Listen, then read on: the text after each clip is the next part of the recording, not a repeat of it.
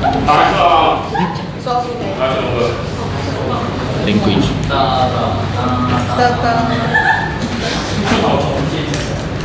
这是啥？Stop。你可以来转换了。来，工化作用，工爽啊。所以呢，你划一笔，那工动的部分，动的部分有哪3个？习惯作业的啊，习惯作业的有哪3个？你把东西刮下来，这个叫什么？我印象，侵蚀化。然后侵蚀下来、刮下来的东西要做什么？搬运。好，搬一搬不想搬的，哎，怎么做？放下，放下在哪？很低哈。哎，你看，大自然会放下，来讲哪一种的放下？啊，来，我们多烦恼分别在不同的方向，遇到些他们的公案，很有意思啊。一个老和尚带着一个独臂小和尚，经过没经过的地方，要过辽贵碑，然后碰到一个弱女子过不去，然后老和尚就给他挨一棍，然后背过去，然后背过去了，2个人又走了一段路，然后那个小徒弟跟老和尚说：“师父啊。”我们这个修道人呢，男女授受不亲呢，你为什么可以去背女孩子？师父回答一句：我刚刚就把她放下，你还没发现。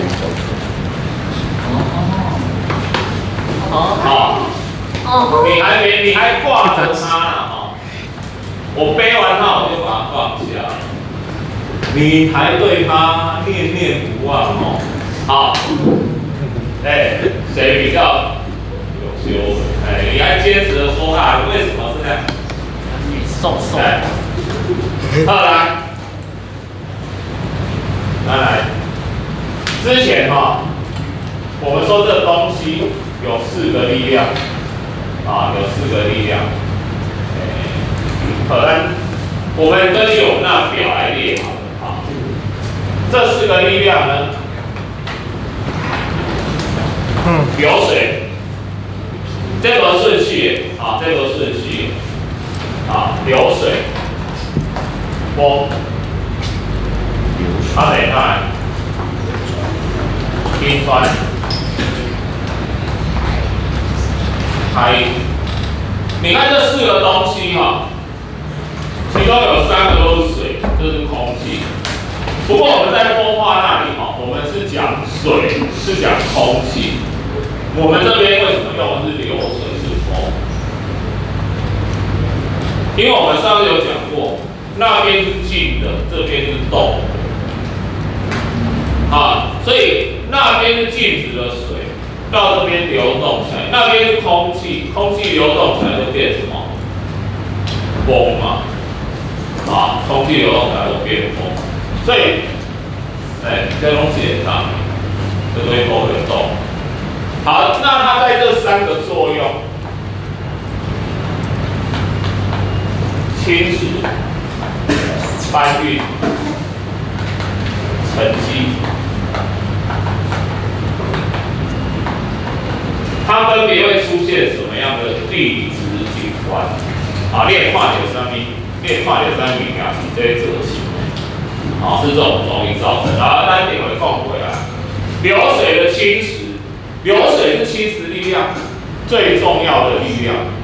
河流不断的流，日夜不停的切割地量，像雕刻刀一样，它一笔切一笔切，因为主要它日以继夜这样切，所以呢，它会侵蚀出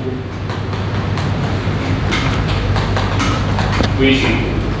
三点二回，三来回刷哈，两座山画成这样，这个就是山谷，这里就是一个 V 型，这种 V 型骨就是河流切割造成。好 ，V 在这边 ，V 在这边。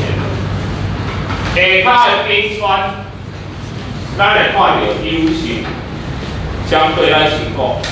冰川的 U 型骨，我先问你一个问题：咱台湾敢有 U 型？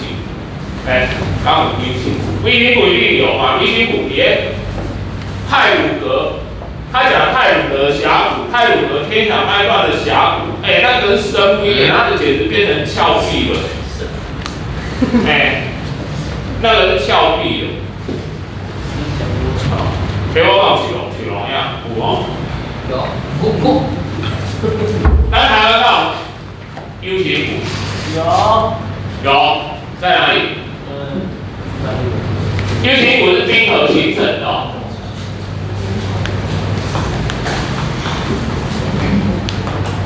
在台湾有没有？真的有。这边傻逼。你不要忘记哈，台湾在古早时候。地球曾经出现过冰河期，对啊，那时候地球无论怎么刺到哪里，都被冰封起来，所以台湾曾经有过冰河，今晚有了。不过你只要曾经有过，就会留下冰河遗迹。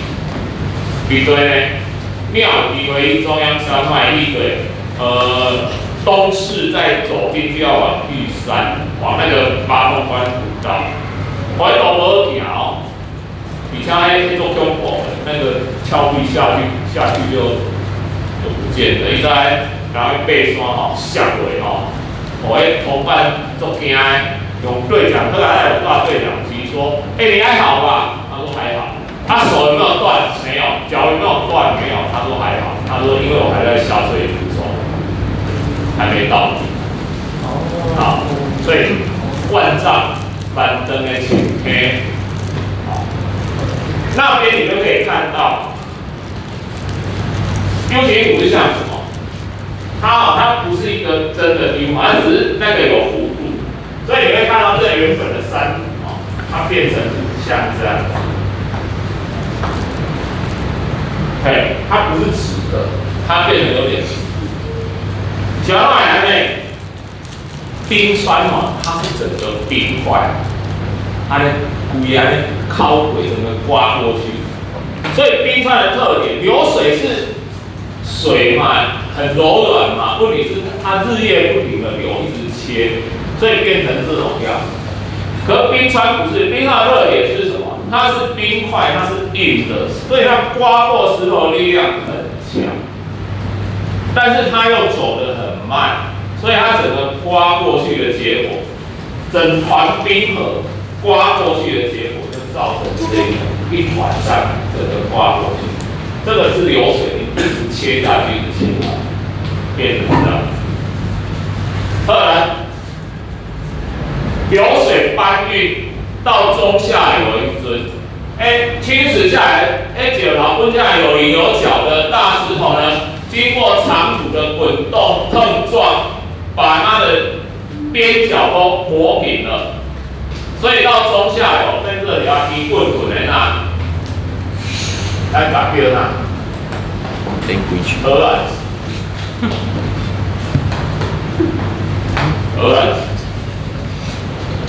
你想要一棍滚，碰撞的过程中。边角都磨掉，咱人生嘛是安尼哦，咱拢讲上天给你的磨难都为了让你的人生更圆满，让你变成鹅卵石。你给我不要变鹅卵石，让你变成酷。鹅卵石是一个形容词啊，让你的生命更圆满啊。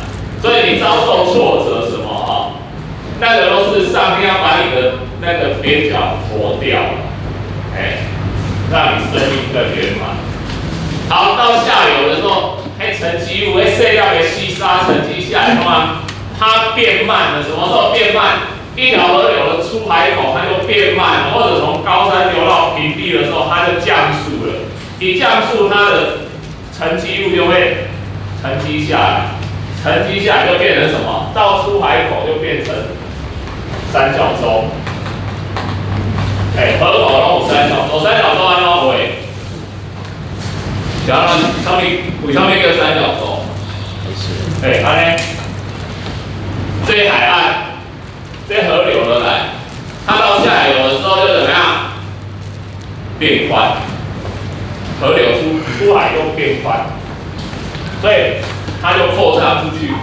这个看起来就是这两边就是看起来是像三角形，所以这样这个叫三角洲。当然还有一种，它从山下了平地，也会形成冲积平原的，那个也是沉积的结果，也是河流沉积的结果。再来那一块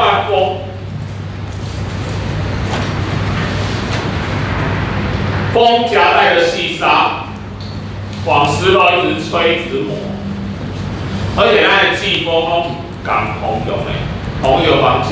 所以当日月不停磨的结果，让石头哇，这有棱有角，所以咱叫啥？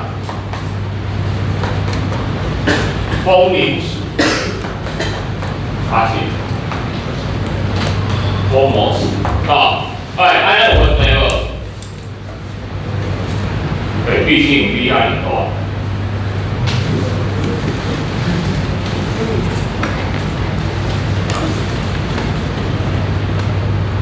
风林石的风磨石，这是风的侵蚀结果。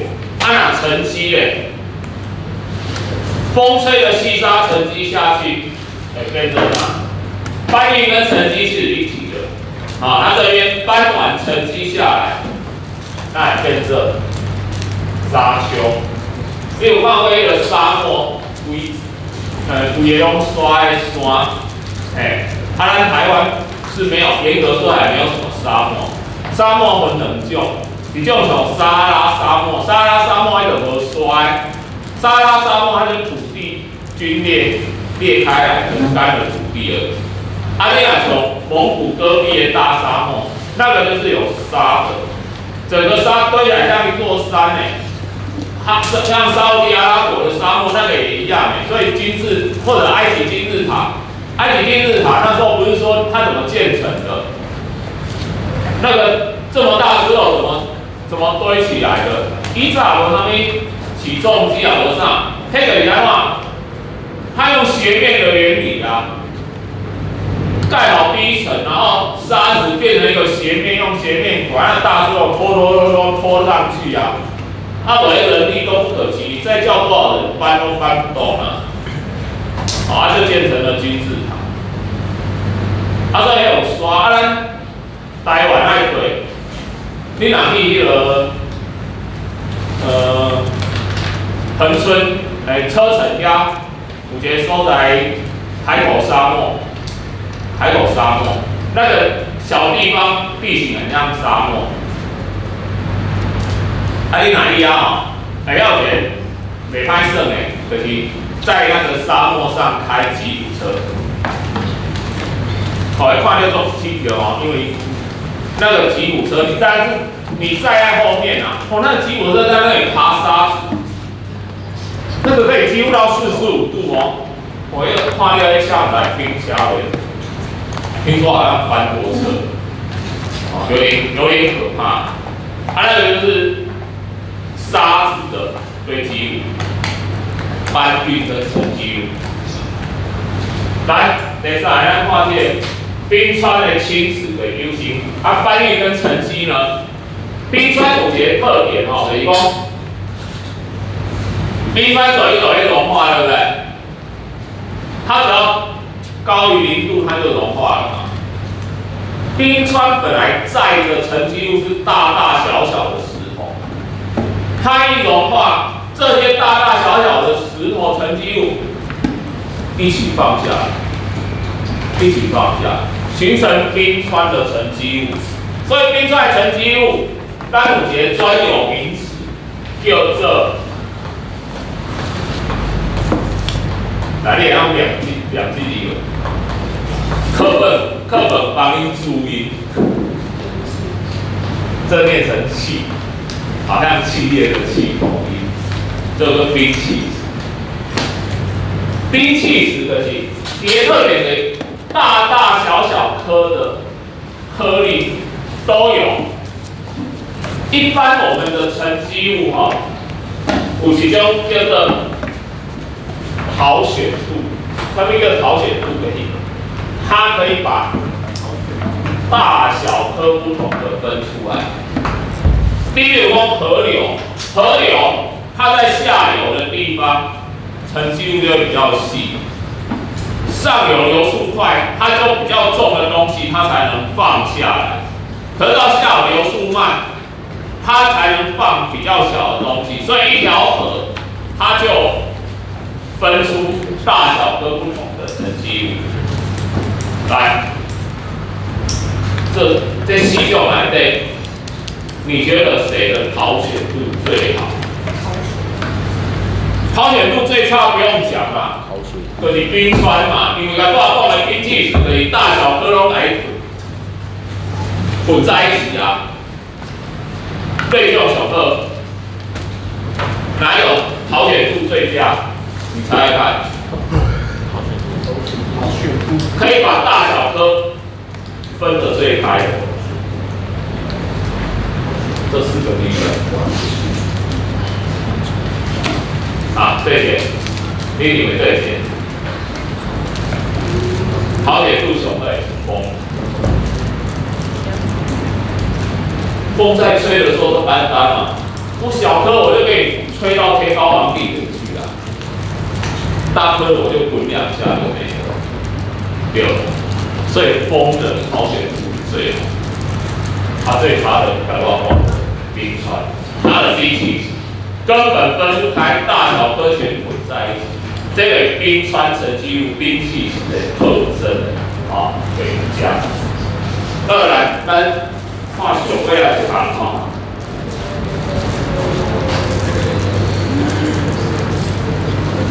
海浪，海浪侵蚀就是离的沿岸，咱都会海岸有2种，一种叫沙岸，一种叫沿岸。沿岸比如讲比如你去垦丁，还是什么鹅銮鼻的边啊，那种海岸是，你如果打赤脚下去走，你会有那种脚底按摩的快感。你有身心再滑一下，我告诉你，那个一到手尤其它那个恒春半岛是珊瑚礁，我们以前大学的时候，我们曾经3个同学一起去那个绿岛南屿旅行的。我有一个同学阮去下阳升白升到尾讲要煮晚餐，要煮宵夜，到尾升到尾输的才煮早餐，升到挂名讲明天没有行程，大家好好睡觉。结果有一个同学，刚看起来，无完拄要回来，阮好不容易睡饱了，下床一看，吓一跳。放到家用那胶带、卫生纸这样打。老弟，我讲你啥话？他就说，他跑去潜水他要潜水然后呢，他从岸正要出去就一阵浪把他打回来，他整个人就撞到那个岩壁上然后他那时候还形容说那个刮过他的肚子说刚开始刮过去是白色的，过一会儿才渗红色的出来。我讲你第一顶是油嘛，油刮掉它变灰嘛，所以就回来拿那个胶带、卫生纸我回来以后跟我们同学形容很多夸张，他说我说那个家伙，大家明明说好睡觉的，我来我姐姐啦，清晨遭约浮潜，结果被浪打回来，结果整个人钉到那个岩壁上，我们还两个人去把它爬出来。不过呢，我们大学时候那2、3、4年之前去的，哇，那个绿岛兰屿海边真的很漂亮。我不知道现在还有没有这种景象，你也不用去潜水。你光带着蛙镜就站在岸边，头埋下去，你就看到满满的珊瑚礁跟热带。你哪个游出去哈？到了那2、3公尺深的地方更不得了，哇！那个热带鱼，那个珊瑚礁很漂亮哦。因为我还算会游泳，我就这样游出去。就我游一游哦。我就隐约看到那2、3公尺的海底有一个不明物体在那边。我没有潜水设备我就带着蛙镜，结果我就奋力的潜下去。而来到外岸鱼令叫我潜2、3公尺深，光带蛙镜潜2公尺还没什么问题。你知道我捞什么东西上来？一张100块的钞票，我捞起来之后，你看是一张100块的钞票，我捞起来之后，我朋友把它笑呢，讲你这种人真正标准的见钱眼开，你居然能在那一片彩色的珊瑚礁跟热带鱼的2、3公尺的底下，看到那一张花花绿绿的钞票，你的辨识度很强。我说不是我而已谁不见钱眼开结果我们就拿了那一张100块的钞票，吃了我们在岛上唯一花钱吃了一餐，1碗50块的阳春面。1碗阳春面50块，你就知道我们为什么舍不得花钱吃了。太贵啊！要不然我迄阵念大学时，阮西人去绿岛兰屿升1个礼拜玩7天从高雄开始算到回来，你知道我们一个人花多少钱？1000。从高雄到台东的公车，我那时候叫国光号，来回500，剩1000，对不对？船票500，剩500也就是我们扣掉车票、船票1500，剩下500，那500就是我们一个人去那边1个礼拜。食衣住行娱乐，500块，我大队要在编辑兰屿国中的宿舍，绿岛国中的宿舍，在宿舍借学校，因为那是放暑假，一进去宿舍他们宿舍有床，那是床上满一看，我老婆那个是2大便，因为他们男生便有面。我们带什么？我们带一堆面条罐头，自己在那边煮，他们有厨房，我们借他的厨房，自己煮面，切肉那个肉酱罐头。结果他们那边有工人带老婆去那边煮饭给他们吃，他们在那边煮一桌菜，我们天天看我们煮面配罐头。他说。你们这些未来的老师你们天天吃这个，你们吃得下，我们看不下去的，请了我们吃一餐那是我们在岛上假料熊重排的，我们唯一花钱的，就是因为我在水里捞到100块，我们点了一碗50块的阳春面，3个人合吃，你就知道我们为什么在岛上食衣住行娱乐500块解决。一个500块没拍摄嘛，没拍摄。绿岛有住，绿岛跟兰屿全是这一种。这个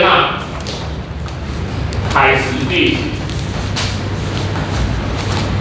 另外一个贴了课本上面，只要海蚀什么的，海蚀海啊，海蚀平台，还有看海蚀洞、海蚀拱门，还有横尾金鱼洞，看起来像一只金鱼。这拢是海蚀地形，沿岸做出来的。沙岸沙滩，这个搬运跟沉积物，沙洲。这后边加东是搬运沉积这位，无分啦，来河流的鹅卵石、三角洲无分俩。这个沙丘、冰碛石，还有沙滩、沙洲，沙滩跟沙洲有哪里有港？沙滩跟沙洲的差别在哪里？来，不同景色啊，沙滩是连着岸出去的，沙洲是在外海的，它可能单独在外海，也可能有一部分跟陆地连接。这个叫沙洲，在海边的那个沙滩。那给咱去保温。亲子搬运沉积，在4种应力下，来，上尾咱讲到一个河道平衡跟海岸线平衡。河道平衡跟海岸线平衡。一条河，几千万年前的连来一直亲子搬运沉积，它会形成平滑的河道。不过，既然有平衡，就会破坏平衡，可以破坏平衡。上面形成破坏平衡。来。喂，卖个拍的啊，会掉手。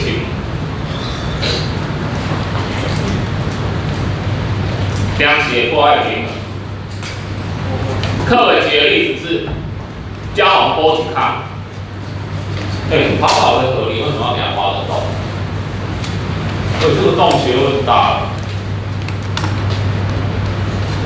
采砂石。你只要去西河的沿岸，一定会看到砂石场。但建任何建筑都要砂石，对不对？盖房子、盖桥、盖什么，只要跟水泥和在一起，一定要这个砂石。有刷石啊，这种刷石啊，这就是暴力。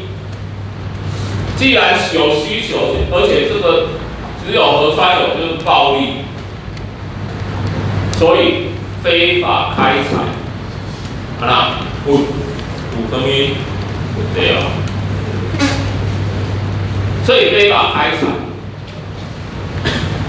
这个经常有黑道不法集团涉入其中依照河川那个查气这种的有人吵全家性命都遭受恐吓对不对？只要有暴力的地方，就会有黑道不法集团涉入。你想讲欧是康，大自然会填平它。大自然怎么去填平它？它会侵蚀上游的河床去填它，它不可能侵蚀下游嘛，因为水不能逆流嘛，侵蚀下游就入海了嘛，它一定要侵蚀这个洞以上的，所以这个洞如果这边挖一个洞。以上游的河床原本好好的，它就会被刮掉一层，用来把这个洞补起来，也侵蚀这河床去波健康，再度让它达到平衡。好，结果河床通通被侵蚀了，温下利亚波浪，没有人类的存在，没什么问题。其实没有人类的存在，你也不会去采砂石的。可是今天有人类的存在，它就会铺路盖桥。所以这边盖出来的桥，它就会立桥墩，桥墩底部就会埋在河床里面。如果这层河床被刮掉了，会造成什么？桥墩外露，甚至悬空。结果这个桥大水一来，就发生断裂啊！但是高龄大小看你会用到，凭空断掉哦。那时候在桥上的车子多刺激啊！还没过一半呢，眼睁睁看到自己栽进河水就出来，过一半的也逃不掉嘛。过一半的爱路塞路八股，我往前开，为什么我的退路？过一会儿也掉下去了，也入海。那一次那个大桥断裂，好多车就这样被冲走了，被冲走入海。这就是河道失去平衡造成的结果。来，海岸线的平衡，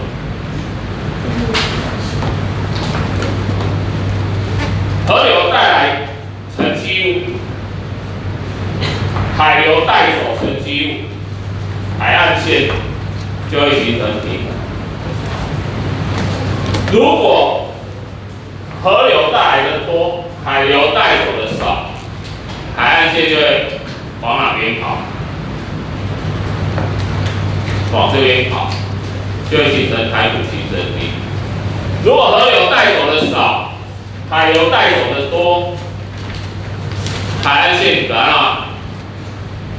倒退，海岸线倒退，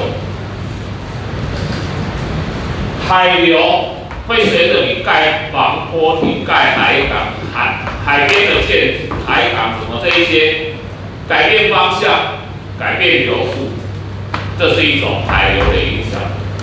河流带来沉积物会怎么影响？为什么会变多会变少？水土保持不好，冲下来的多，就导致沉积物变多。什么时候沉积物会变少？知道无？困去啊嘞！太阳山好远。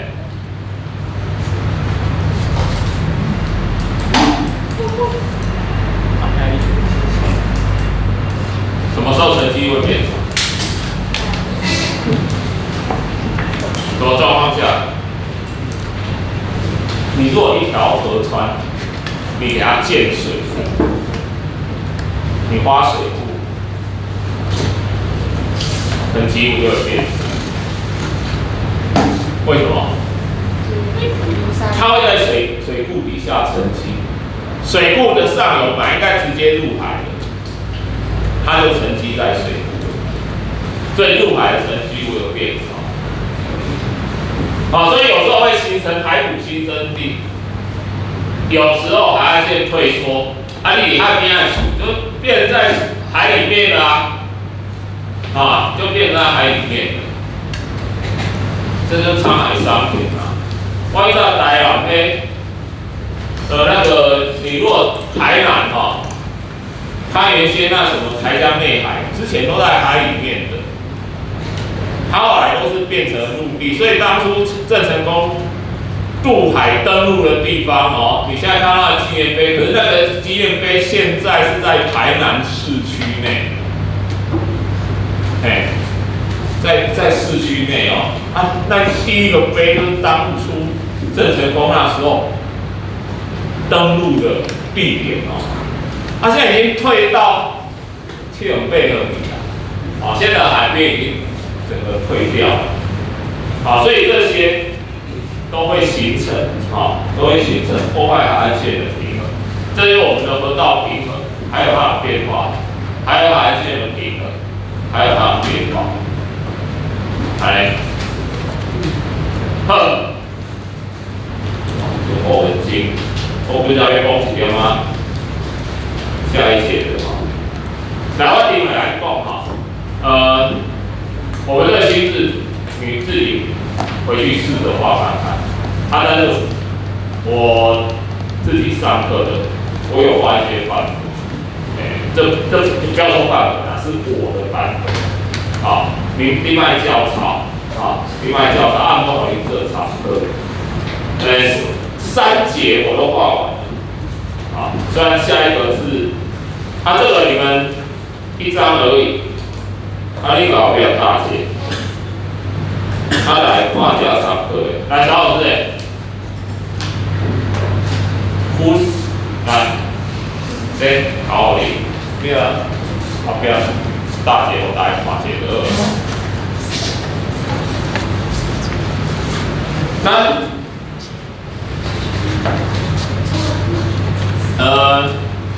最后一节，原始跟矿物，咱拿共解2啦哈。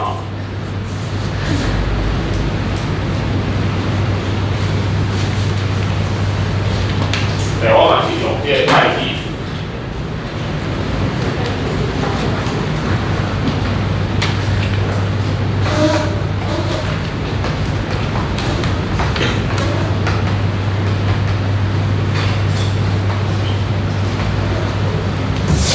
来，原始跟矿物有什么关系？原始跟矿物，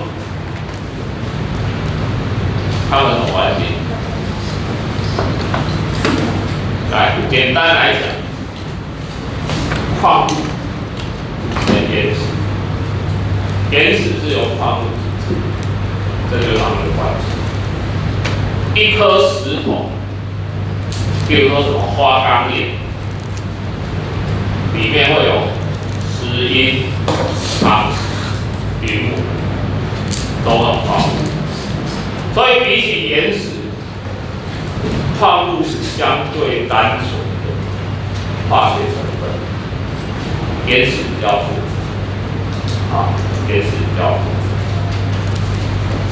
然后我们原始根据它的形成方式。我把它分成3大类，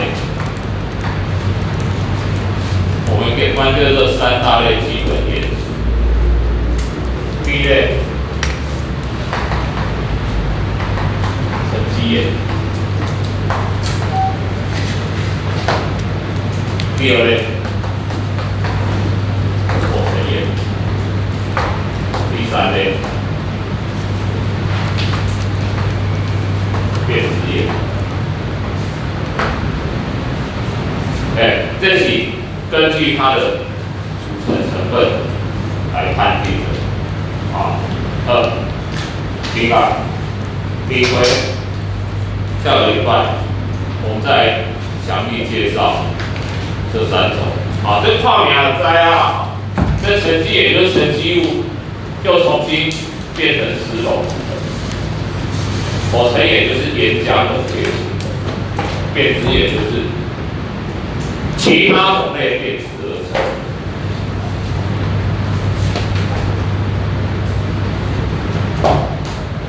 来，好，以后无情形教恁做一下好，来，不是叫你起来跑跑跳跳，我们上课做，我教你做一个训练自己先来无式练一练的运动，来。你现在右手握拳头，轻轻的在大腿上轻轻的敲，轻轻的就好。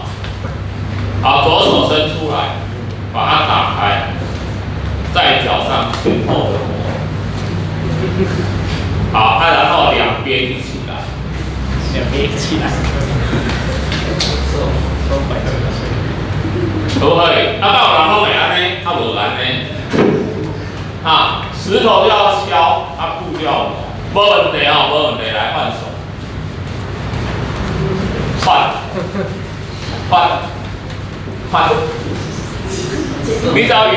你只要换石头就要敲，你只要换布就要磨。有没有办法？安尼吼，你看卖，你看卖，天天无代志，哎，这个